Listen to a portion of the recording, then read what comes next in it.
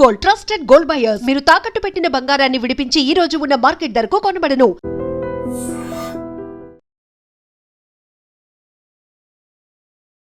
నమస్కారం, welcome to I dream. ధర్మ మార్గం విత్ విజిత కార్యక్రమానికి స్వాగతం.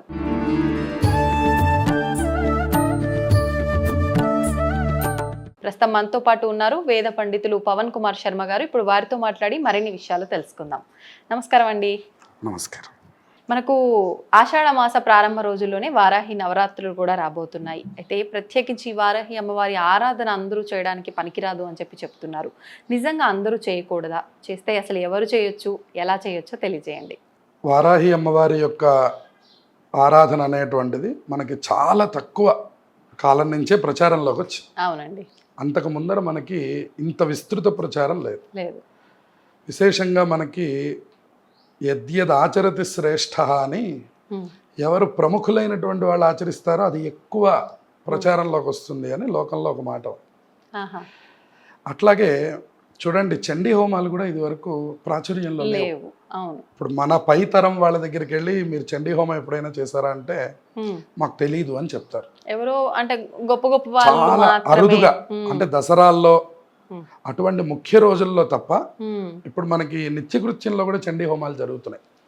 అంటే శాంతి కార్యక్రమాల్లోనూ అలాగే అందులో కూడా జరుగుతున్నాయి. అయితే అమ్మవారు అందులో చెప్పి ఉన్నారు, శాంతి కర్మని సర్వత్ర తథా దుస్వప్న దర్శనే అని అమ్మవారు అందులో చెయ్యమని చెప్పి ఉన్నా తొందరపడి ఎవరు ఆ పని చేయలేదు. కానీ ఎప్పుడైతే కేసీఆర్ గారు ఐదు చండీ యాగం కార్యక్రమాన్ని నిర్వహించారో అప్పుడు ప్రజలందరూ కూడా ఈ చండీ హోమం చెయ్యాలి అనేటువంటి దృక్పథంలోకి వెళ్ళారు. అట్లాగే వారాహి అమ్మవారి యొక్క ఆరాధన కూడా గతంలో మన పవన్ కళ్యాణ్ గారు ఆచరించడం, దాని ద్వారా వారు తగినటువంటి ఫలితాన్ని పొంది ఉత్తమమైనటువంటి మార్గంలో వాళ్ళు వెళుతూ ఉండడం గమనించినటువంటి వాళ్ళందరూ ఇప్పుడు మళ్ళీ మనం వారాహి అనేటటువంటిది ఒక లోకంలోకి ప్రచారంలోకి వచ్చి, అయితే ఈ దేవతలందరినీ ఉగ్రదేవతలు, తాంత్రిక దేవతలు అని పిలుస్తారు. వారాహి, శ్యామల ఇత్యాది నవరాత్రుల్ని గుప్త నవరాత్రులు అన్నారు. కానీ మనం అందరం ఆ మాట చెప్తున్నాం, కానీ అసలు గుప్తం అనే మాట వదిలేస్తున్నాం. గుప్తం అంటే అర్థం సీక్రెట్ అని అర్థం, అది గోప్యం, అది రహస్యంగా ఉండాలి. ఇప్పుడు రహస్యమైనటువంటి విషయాల్ని ప్రకటితం చేయడం ఎటువంటిదో, ఎవరిని కూడా దేవతా ఆరాధన తప్పు అనే మాట మనం చెప్పడానికి వీల్లేదు. కానీ అది ఎవరికి అవసరమో వాళ్ళు ఆచరించాలి, కానీ ఇది అందరికీ అవసరం కానటువంటిది అనేటువంటి మాట చెప్పాలి. ఎందువలన అందరూ చేయడానికి ఇది అవకాశం లేదు. అంటే ఎవరు చేయాలంటారు? ఎవరు అంటే ఆయా దేవతా ఉపాసకులు ఉంటారు ప్రత్యేకించి. ఇప్పుడు అటువంటి ఉపాసకుల దగ్గరికి మీరు అందరూ వెళ్ళి నమస్కారం చేయడానికి అవకాశం ఉంటుంది. కానీ లోకంలో ప్రచారంలో ఇంట్లో చేయడానికి అనేటటువంటి ఒక అభిప్రాయంలోకి జనాలందరూ ఉన్నారు. కానీ ఇంట్లో నవరాత్రులు చేయాలి అంటే తగినటువంటి వాతావరణం కూడా ఉండాలి. అయితే ఇప్పుడు మనం ఏం చేస్తున్నాము, సహజంగా మనకి 4 నవరాత్రులు సంవత్సరంలో ఉన్నాయి. ఏమేమిటి? ముందు చైత్రమాసంలో వచ్చే వసంత నవరాత్రులు, ఆషాఢ మాసంలో వచ్చేటువంటి వారాహి నవరాత్రులు, ఆశ్వీజ మాసంలో వచ్చేటువంటి దేవీ నవరాత్రులు, శరణ్ నవరాత్రులు అంటారు. అట్లాగే మాఘమాసం ప్రారంభంలో వచ్చేటువంటి శ్యామలా నవరాత్రులు. ఇవి 4 ఉన్నాయి. ఇందులో 2 గోప్యము, 2 ప్రకటితము అన్నారు. శ్యామల, వారాహి గోప్యంగా జరగాలి. చైత్రమాసము, ఆశ్వీజ మాసము ప్రకటితంగా జరగాలి. ఇవాళ మనం దేవీ నవరాత్రులు ఇంట్లో చేస్తున్నామండి అని అనడం చాలా అరుదుగా కనబడుతుంది. కానీ దేవీ నవరాత్రులు చెయ్యని వాళ్ళు వారాహి నవరాత్రులు చేస్తాను అనడం అది కొంత ఇబ్బందికరమైనటువంటి సన్నివేశం. ఎందువలన? లలిత ఆరాధన లేకుండా మీరు వారాహి అమ్మవారి ఆరాధన కనుక చేసినట్లయితే ఒక్కొక్కసారి మనకి ఇబ్బందులు కలిగేటువంటి అవకాశాలు కూడా ఉంటాయి. అయితే దేవతా ఉపాసన అసలు ఎక్కడైనా ఇబ్బందులు కలిగిస్తుందా అండి అనే ప్రశ్న కలగవచ్చు. దానికి సైంటిఫిక్గా మనం ఒక్కసారి ఏమన్నా అర్థమయ్యేట్టు చెప్పాలి అంటే, మనం వాడుకునే వాటిల్లో హెర్బల్, కెమికల్ అని 2 ఉంటాయి. చూడండి, హెర్బల్ వాడండి, మీకు రియాక్షన్స్ ఏమీ ఉండవు. ఒకవేళ మీకు ఫలితం రాదేమో కానీ రియాక్షన్స్ ఉండవు.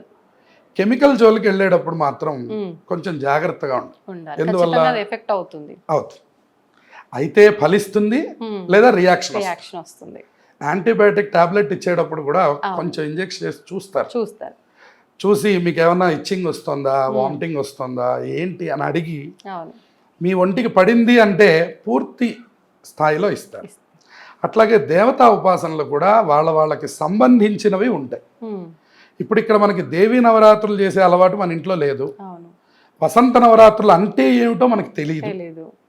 ఇవేమీ తెలియకుండా వారాహి నవరాత్రులు మా ఇంట్లో చేస్తామండి అనడం సాహసోపేతమైన నిర్ణయం. కెమికల్ని వాడడం లాంటిది. అట్లాగే అందుకని వారాహి అమ్మవారిని ప్రార్థన చెయ్యొద్దు అని ఎవరు చెప్పడానికి వీల్లేదు. అంటే నార్మల్గా నిత్య దీపారాధన చేసుకోవడం కానీ అమ్మవారికి నమస్కారం చేయడం కానీ వేరు. కానీ ఇప్పుడు చాలా మంది కంద దీపం ఇప్పుడు లోకంలో విస్తృత ప్రచారంగా జరుగుతోంది. కంద దీపం అని, తర్వాత నవరాత్రులు ఇంట్లో చేయడం అని అనేటటువంటిది ఉన్నది. కానీ కంద దీపం నిజంగా విశేషంగా చేయొచ్చు అంటారా? ఉన్నది. అమ్మవారికి ఆరాధన ఉపాసన పరులైనా ఎవరైనా ఉపాసనా పరులు కానీ కష్టంలో ఉన్నటువంటి వాళ్ళు కానీ చేయాలి. సహజంగా మనం ఏం చేస్తున్నామంటే కొత్తదనంతో అందరూ ఆచరించాలి అనేటువంటి విభాగంలోకి వచ్చాం. కానీ అది అందరూ అన్ని జోళ్ళకి వెళ్ళకూడదు. చూడండి, మన ఇంట్లో ఉన్నటువంటి కరెంటు బోర్డే మనదే, నేనే డబ్బులు పెట్టి చేయించాను, నేను ముట్టుకుంటాను అనకూడదండి. మనం ఏం చేయాలి? ప్రమాదమే ఎవరిదైనా సరే ఎలక్ట్రీషియన్ని పిలిపించాలి. అంతే. అయ్యా మీరు అదేంటో చూడండి, మాకు ఫలానా సమస్య వచ్చింది, మీరు వచ్చి మీ పని చేసుకొని వెళ్ళండి అంతే. అంతేగాని ఇది నా డబ్బులు పెట్టింది, మా ఇల్లు కాబట్టి నేను ముట్టుకుంటాను ఒకసారి అంటే ఒకసారి ముట్టుకొని చూడండి అని చెప్పాలి. అందుకని ఇవన్నీ కూడా ఎటువంటివి అంటే అటువంటివి అన్నమాట. అంటే మీరు దేవీ ఉపాసనని ఎన్నో సంవత్సరములుగా చేస్తూ ఇప్పుడు వారాహి అమ్మవారి యొక్క ఆరాధనని చేస్తే మీకు ఫలితములు సంభవిస్తాయి. కానీ ఈ కేవలం ఇందులో జరిగినటువంటి ప్రచారం వల్ల అమ్మవారు శత్రు సంహారం జరుగుతుంది, భూ సంబంధమైనటువంటి సమస్యలు తొలగుతాయి లాంటి విషయాల్లో గనక మీరు ఏదైనా ప్రత్యేక ఆరాధనలు గనక ఇంట్లో పెట్టినట్లయితే ఈ కెమికల్ రియాక్షన్ని కూడా మీరు చూడాల్సి వస్తుంది. ఇప్పుడు మన తరఫున పోని మనం ఏదైనా ఇబ్బందిలో ఉన్నప్పుడు ఆ ఉపాసనా పరుల చేత మనకు సంబంధించిన కార్యక్రమం చేయించుకుంటే ఫలితం ఉంటుందా? తప్పకుండా ఉంటుంది. కానీ వాళ్ళు ఎక్కడ చేయాలి? వాళ్ళు వచ్చి చేయాలి. మన ఇంట్లో చేయొచ్చా? మన ఇంట్లో చేయొచ్చు. అంటే మీకు ఉపాసకుడు దగ్గరగా ఉన్నాడు అనుకోండి, మీకు దానివల్ల సమస్య రాదు. ఉపాసకుడు మీదకి ముందు అమ్మవారి యొక్క దృష్టి వెళ్ళినప్పుడు ఓహో వీడు ఫలానా అనేటటువంటి దృష్టి వెళ్తుంది. కానీ ఆవిడ కన్నులు తెరిచినప్పుడు కానీ అటువంటిప్పుడు కానీ ఆ ఉపాసకులు కాకుండా సామాన్యులు కూడా వెళ్ళి ముట్టుకునేటటువంటి ప్రయత్నాన్ని చేస్తే అది ఆ సందర్భంలో ఎటువంటిది అనేది మనం ఏమి చెప్పలేం. ఈ రియాక్షన్ ఎటువంటిది, ఖచ్చితంగా ఇలాగే వస్తుందనో లేదా మీరు భయపెడుతున్నారనో, చేసేటటువంటి వాళ్ళని కూడా మీరు భయపెడుతున్నారు అని లోకంలో అనిపిస్తుంది. కానీ ఇది భయపెట్టడం కాదు, ఉన్న సత్యం మనం మాట్లాడుకోకపోతే ఇబ్బందులు ఎదుర్కొనేటప్పుడు కూడా అటువంటి స్థితే ఉంటుంది. కాబట్టి ఇబ్బందికర పరిస్థితుల్లో మనం పడడం కంటే ఊరుకున్నంత ఉత్తమం లేదు అని మనకి ఉన్నది. కాబట్టి మనకి మౌనంగా అమ్మవారికి ఆరాధన చేయగలసిన పనే లేదు. ఇప్పుడు అసలు ఒకవేళ ఆరాధన చేయాలన్నా ఇది రాత్రి సమయంలో చేయాలి అని ఇది తప్పకుండా అసలు దీనికి ఎన్ని నియమాలు ఉన్నాయి. ఇది ఆ ఉపాసకులు కూడా ఎట్లా చేస్తారు, ఉదయం నుంచి 6 గంటల వరకు ఉపవాసం ఉండాలి. 6 గంటల తర్వాత అంటే సూర్యాస్తమయం అయ్యాక చీకటి పడినటువంటి తర్వాత ఇంకా 6 to 9 అంటున్నారు. కానీ ఉపాసకులు అది కూడా ఒప్పుకోరు, 8 గంటలకి ప్రారంభం. ఎందుకంటే కంచి పరమాచార్య స్వామి వారు చెప్పిన మాట ఏమిటంటే రాత్రి దేవతలు అంటారు వీళ్ళని. అందుకనే మీకు కాశీలో కూడా వారాహి అమ్మవారు క్షేత్రపాలకురాలు ఆవిడ. ఆవిడకి రాత్రి సందర్భమైనటువంటి యొక్క పూజలు కార్యక్రమాలు జరుగుతాయి. అందుకని దర్శనం కూడా మీకు డైరెక్ట్గా జరగదు. కాశీలో కూడా మీరు వెళితే ఇలా మీరు వెళ్ళి విగ్రహం ముందర నుంచోలేరు. అంత శక్తి స్వరూపిణి అమ్మవారు. ఆవిడ దండనాయకి లలిత అమ్మవారికి. ఆవిడేమో మంత్రిని, ఈవిడ దండనాయకి. మంత్రిని ఎవరు? శ్యామల. దండనాయకి ఎవరు? వారాహి. వీళ్ళిద్దరూ అమ్మవారి యొక్క శక్తులు. ఇప్పుడు ముఖ్యమైనటువంటి యొక్క దేవతను కలిసేటప్పుడు అసలు లలితా సహస్రనామం గనక మీరు చదువుకున్నట్లయితే అసలు మళ్ళీ ప్రత్యేక వారాహి ఆరాధన చేయవలసిన అవసరం మీకు లేదు. మీరు వారాహి అమ్మవారి చిత్రపటం పెట్టుకున్నా కూడా సామాన్య గృహిణులకి మనం ఇచ్చేటటువంటి సూచన ఏమిటి అంటే మీరు పెట్టుకోవడం వారాహి అమ్మవారి యొక్క చిత్రపటాన్నే పెట్టుకోండి. ఆవు నేతితో దీపారాధన చేయండి. సహజంగా వారాహి ఉపాసనలో విప్ప నూనె వాడతారు, విప్ప నూనె.